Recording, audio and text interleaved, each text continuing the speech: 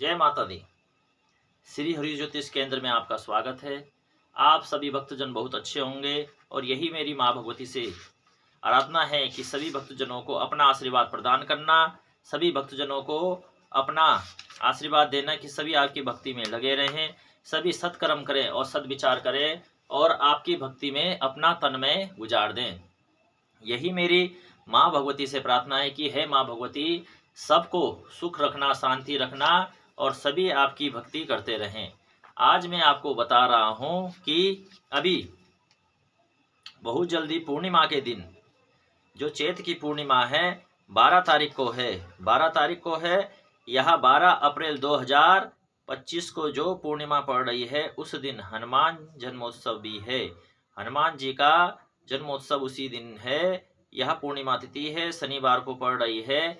12 अप्रैल 2025 को आप हनुमान जी की पूर्णतः आराधना कर सकते हैं। मगर आज यह बता रहा हूँ कि आप उससे पहले 3 दिवसीय साधना करें और 12 तारीख तक वह साधना पूर्ण करके जिस दिन हनुमान जी का जन्मोत्सव है उस दिन आप हनुमान जी का पूर्णतः जन्मोत्सव मनाएं, तब आपकी यह साधना पूर्ण हो जाएगी। तो यह साधना 10, 11, 12 अप्रैल 10 अप्रैल, 11 अप्रैल और 12 अप्रैल को आप यह साधना प्रारंभ कर सकते हैं।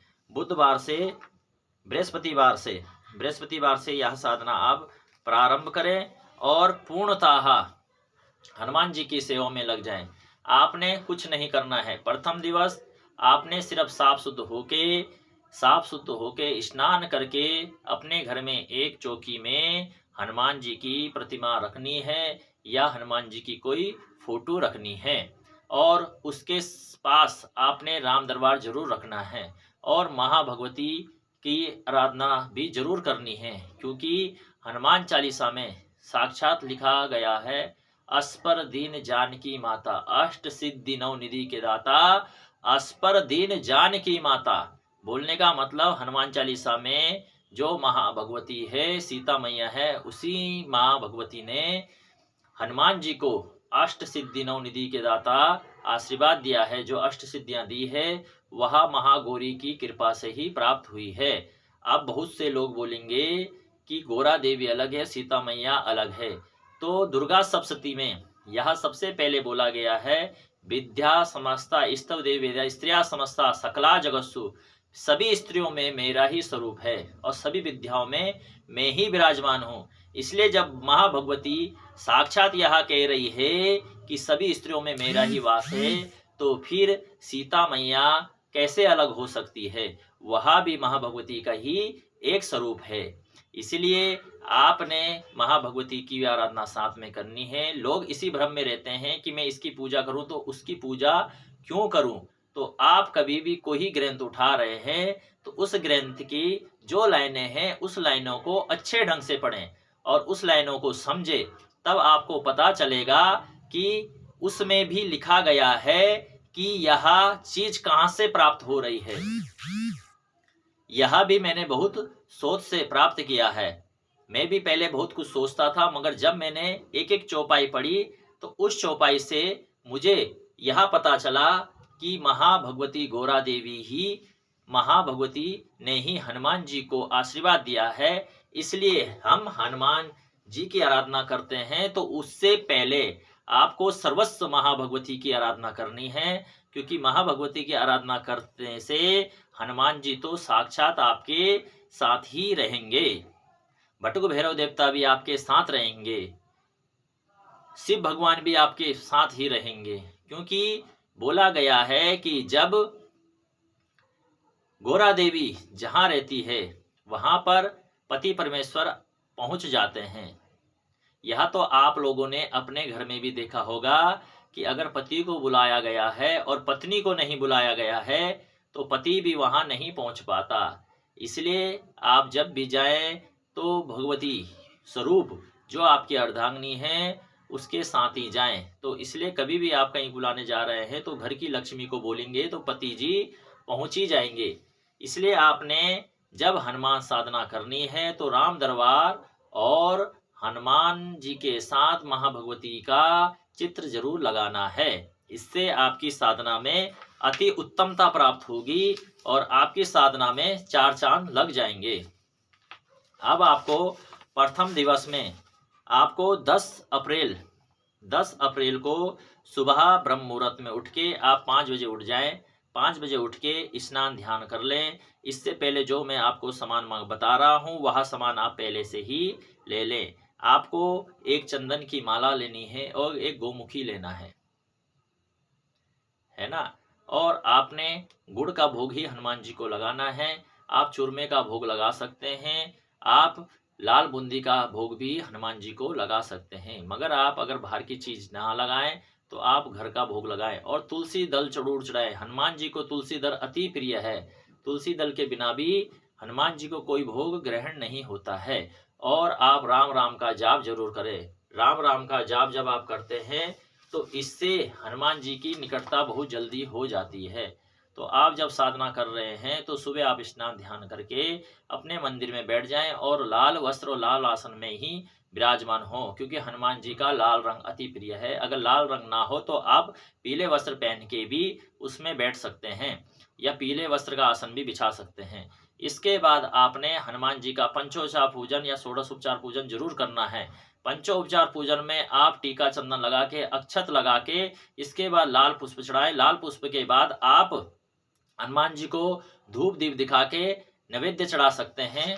और अगर आप षोडश उपचार पूजा करते हैं तो दूध, दही, घी, शक्कर, शहद या 5 वस्तु से स्नान कराना है, पंचामृत से स्नान कराना है। इसके बाद हनुमान जी को आपने वस्त्र समर्पित करना है तो आप मौली का एक टुकड़ा चढ़ा सकते हैं, यज्ञोपवीत धारण करा सकते हैं।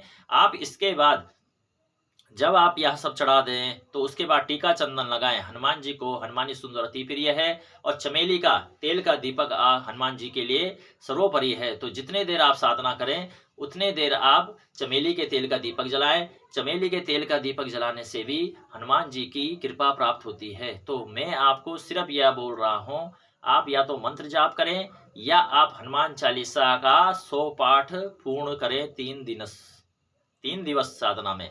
और आप रेगुलर अगर यह साधना में पूर्णतः कर सकते हैं तो अति उत्तम। तो आपने 3 दिवसीय साधना में हनुमान चालीसा के 100 पाठ पूर्ण करने हैं। 100 पाठ पूर्ण करने से आपको पूर्णतः प्राप्त होगा। तो यह साधना में आपको षोडश उपचार पूजन करना है और आपको एक माला राम राम के जाप की करनी है। ओम रामाय नमः, ये आपने शुरू में भी करनी है और लास्ट में भी करनी है। और इसके बाद आपने एक भगवती की माला करनी है, ओम दुर्गाय नमः, ओम दुर्गाय नमः, यह भी आपने शुरू में भी करनी है और लास्ट में भी करनी है। यह आप करें। इसके बाद आप हनुमान चालीसा का पाठ करें। जैसे जैसे आप पाठ करें उतनी उतनी क्वांटिटी में आप गिन के रख लें। फिर आपने नेक्स्ट डे भी यही करना है। फिर आपने तीसरे दिन हनुमान जी का पूर्ण पाठ करना है। अगर आप पहले दिन ही 100 पाठ पूर्ण कर लेते हैं तो आपने दूसरे दिन और तीसरे दिन भी 100 पाठ पूर्ण करने हैं। अगर आप पहले दिन 30 पाठ, दूसरे दिन 30 पाठ और तीसरे दिन 30 से 40 पाठ करने हैं तो आप क्वांटिटी बना लें कि तीनों दिवस में 33 पाठ कर करके भी आप पूर्ण कर सकते हैं, है ना। तो इस हिसाब से भी आप पूर्णतः पाठ कर सकते हैं। ये तीनों दिवसीय साधना में आप हनुमान जी की हनुमान चालीसा पूर्ण करें। इससे आपको मनोवांछित फल मिलेगा, बल मिलेगा, तेज मिलेगा।